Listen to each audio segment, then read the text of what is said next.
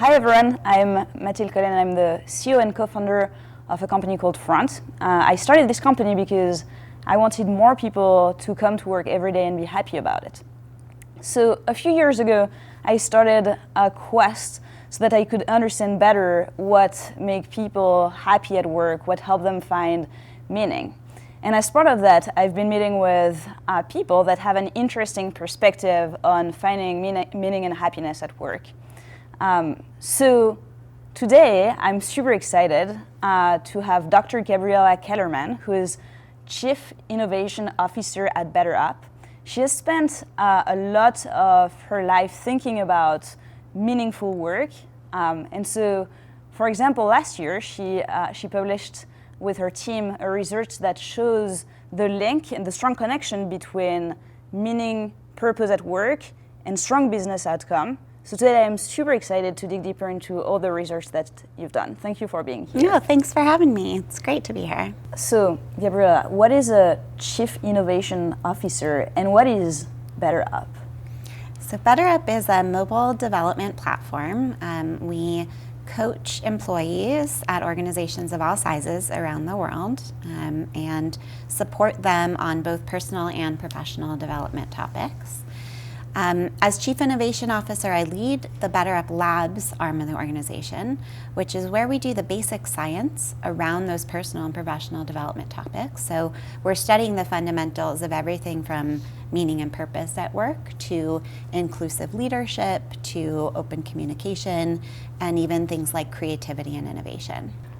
It feels to me that, a few decades ago, when I was, talking to my parents, my grandparents, they weren't obsessing as much as I am or as other people from my generation are about meaningful work. And for them, having just a career that was peaceful was enough. So when do you think people started caring about finding meaning in their work and why? Yeah, great question. So there seem to be two trends that have come together historically to result in this kind of cultural phenomenon of looking for meaning at work. So the first is it's new in human history that we have a choice in the kind of work that we get to do. For most of our existence as a species, you did what your parents did and probably what hundreds of generations before you did, whether that was being a hunter-gatherer or a farmer.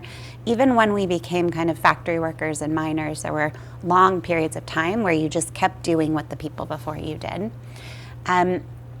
And we know that people did find work meaningful historically. That it's natural that if you're spending the bulk of your living hours doing one activity over and over again, you're going to find some connection to it. Yeah. But they weren't going out to find a profession that would maximize their meaning. That is new, and it has a lot to do with the fact that we have choice now. So we actually have the luxury of being able to add that in as a decision criteria. And then the other trend is the disappearance of religion, in kind of Western civilization. So there's been a huge decline in our affiliation with religion, our religious practices.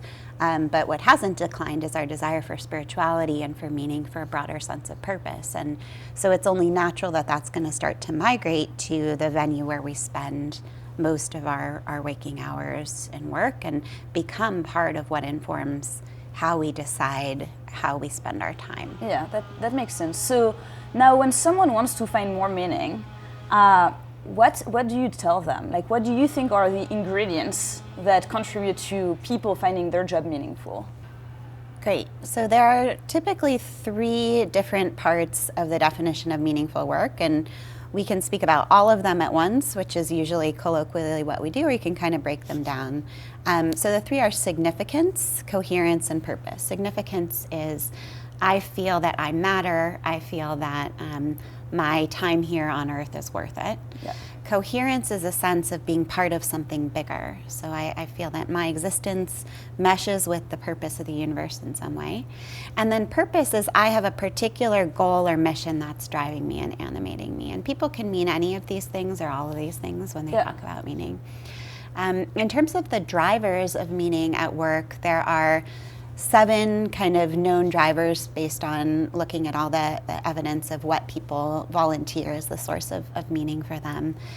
Some of the big ones are a sense of personal growth. So we come to work wanting to know that we're going to grow as a human being through that journey at work. Professional growth is another source and separate source, so feeling that you grow in your career, but actually is not as important a driver as personal growth. And then just a few others to round it out, a sense of feeling that our work is in service of others. A sense of shared meaning is very important. So feeling that we share this sense of our work being meaningful with our coworkers, and that we also share the value that our work should be meaningful with our coworkers and with our leaders. And the last one I'll mention is inspiration. Feeling inspired by your leaders is a huge driver of what makes people find their work meaningful. Right.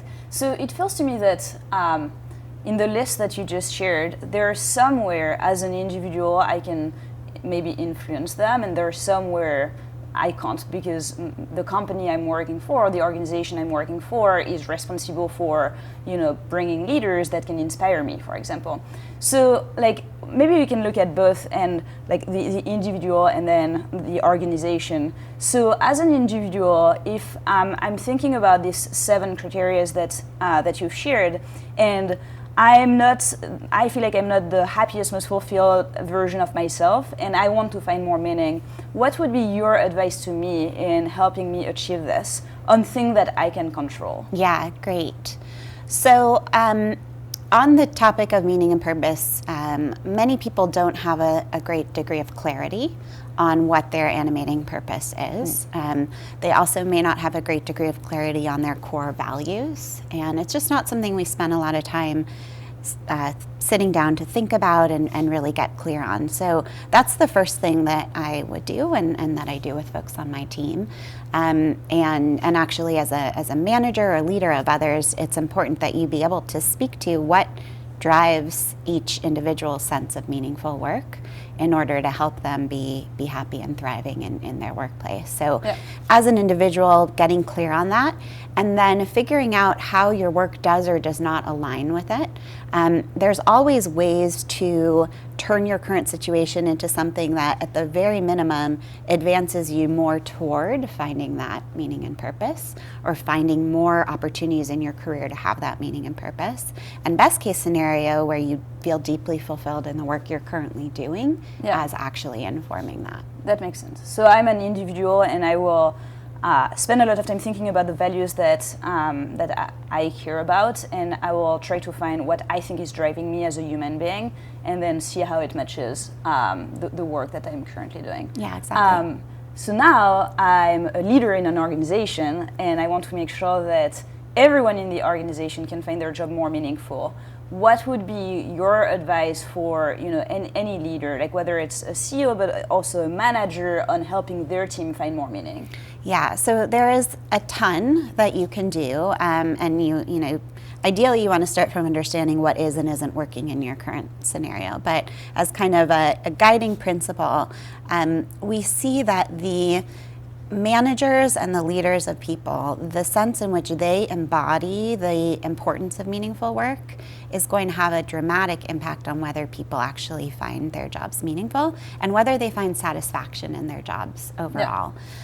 So spending time both with your senior leadership and with your frontline leaders to empower them to understand the importance of meaningful work and to understand what it looks and sounds like to embody that as a leader is really important. It's not rocket science. Speak about how you find meaning, make clear to people what about your work is driving you in a broader, deeper, more existential sense. And then spend time one-on-one with the people on your team understanding that for them. It's going to unlock so much about where people are getting blocked, going to open up so much discretionary effort for each individual. Yeah. How frequent do you think these conversations should be? So whether they're one-on-ones or in a group setting, what would be your recommendation? Yeah, so I think definitely it's important when you're first establishing a relationship with a new team member to have that conversation pretty early on. And it's a great way to deepen that relationship really quickly and show that you're invested in that individual as a human being. Coming back to it, certainly if you ever are sensing that something has changed for them, that there's something new or something's not quite connecting, you should ask about it. But 1 or 2 times a year, is probably enough to check in. And then in general, when you're doing your check-ins and feedback and touch points, asking about how fulfilled they feel by the work that they're doing. Yeah. You probably have a hypothesis about it, because if you know what they find meaningful and how they're spending their time, you can have a good conversation about it. That's a good opportunity to see if things have shifted. Right. So one topic that you've researched a lot and talked about is the impact of doing this exercise at a company level on the health of your business. Mm-hmm. So I'd be curious to see what you've seen in terms of benefits of doing this work. Sure. So fortunately, helping people find meaning at work is very much in service of the bottom line. So what we've found is that people who find work highly meaningful, they are more productive, they get more promotions, more raises, they're less likely to quit their jobs, they take fewer sick days off, both voluntary and involuntary days off. And so we've taken all that data and quantified it. If you imagine a workforce of 10,000 people, and you imagine taking that workforce and maximizing meaning for them, we estimate that will add an additional $82 million in productivity gains, and then save you $55 million in turnover costs. And then there's tens of thousands of saved days in not being absent, because people are so fulfilled by the work that they're doing. Well, it seems like a no-brainer that companies should invest in this. So what have you seen being the biggest reasons why companies would not spend the time to help employees be happy and find meaning? Yeah, there definitely are still a good number of companies who aren't bought in to this idea. They, are not. They don't feel compelled by the data or the evidence, and usually the leaders themselves don't feel it internally. It's not a priority for them, and so they're not making it a priority for the organization. In some cases, they don't realize that there are reliable ways to help people with this problem. So they may be bought in, but they don't think there's anything they can do about it, so they'd rather work on something else. And then there are cases where they actually are trying to work on it, but just maybe not in kind of a truly evidence-based way, or maybe not in a way that's going to scale for the impact that you're looking for. It's also a bit of an intimidating topic. So this is a very deeply personal topic, and lots of people aren't comfortable having deeply personal conversations at work. So that's a barrier. Have you seen sizes of companies or industries that are more likely to have these kind of initiatives? It's interesting. We see in tech and finance more interest. They tend to be leading in this. But we've seen leaders in retail, in manufacturing, in energy, really across the board. There are leaders who are really passionate about this. So it's not that it doesn't apply to any industry, but probably tech and finance are a bit out ahead as a group. Yeah, that makes sense. So if you're an organization that just want to get started because you've watched this video and now you're convinced that it's a good investment, how would you recommend getting started? Yeah. So as a leader of an organization, you've got to start having the conversation yourself, expressing that this matters to you, and you're going to do something to make sure that it's a big part of your culture and a part of every employee's experience. And then from there, ideally you're spending time both with your senior leadership and enabling your frontline leadership, where you're going to get that maximum impact in terms of creating a work environment for people where they know that leadership cares about this, and they feel empowered and emboldened to talk about it, to make decisions on the basis of their sense of meaning and purpose. Yeah, that makes sense. One topic related to meaningful work that I've been very interested in is, one thing that I felt is when people find their job super meaningful and when they care a lot, they tend to work more. And that can go in the way of being happy. So I don't know if that's something that you've seen, and if you've seen this, what would be your recommendation for either organizations or individual to make sure that they also spend the time outside of work to recharge? Yeah, it's such a great question. So on the one hand, people who are really engaged in their work find a lot of energy from the work they're doing. So they want to put in more time. They're almost addicted to their work.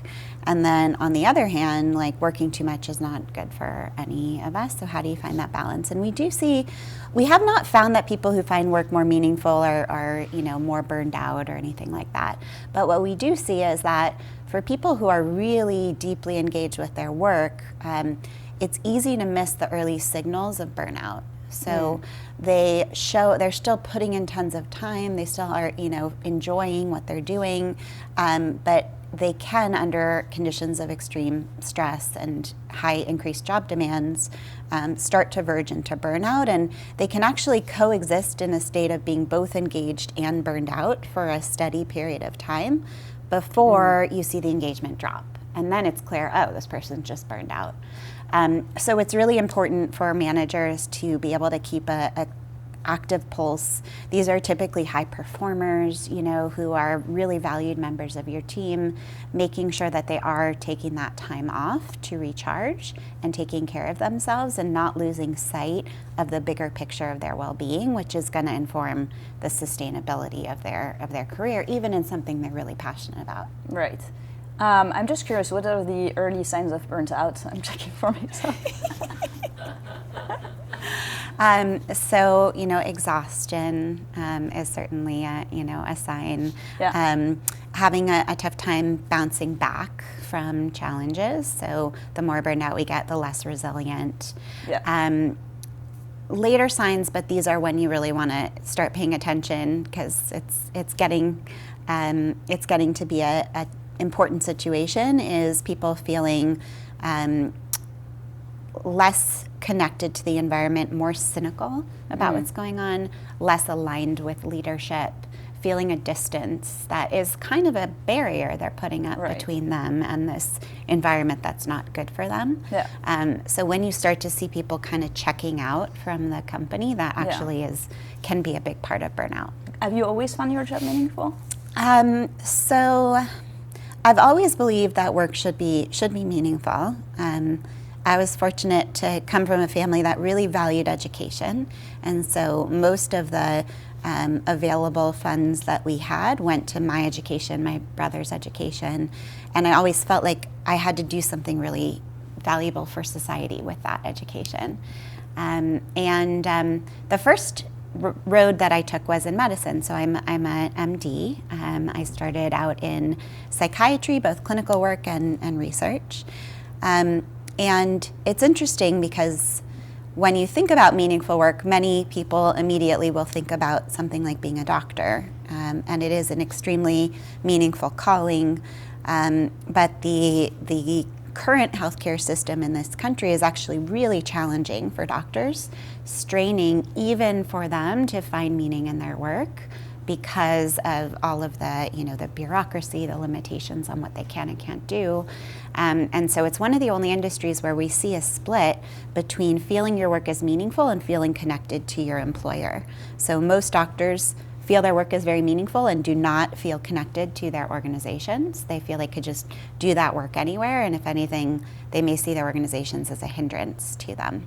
So I experienced that myself and felt that there had to be a better way for me to be able to impact the lives and the well-being of people more broadly. So it took me, some time, and I think a very modern leap of faith. 100 years ago, I never would have had the opportunity to look for something new to do with my career. But that's the luxury that we're afforded living today in this society. And I'm thrilled to have landed in a place where there's so much appetite for science and for innovation and for advancing the betterment of all of us. Yeah.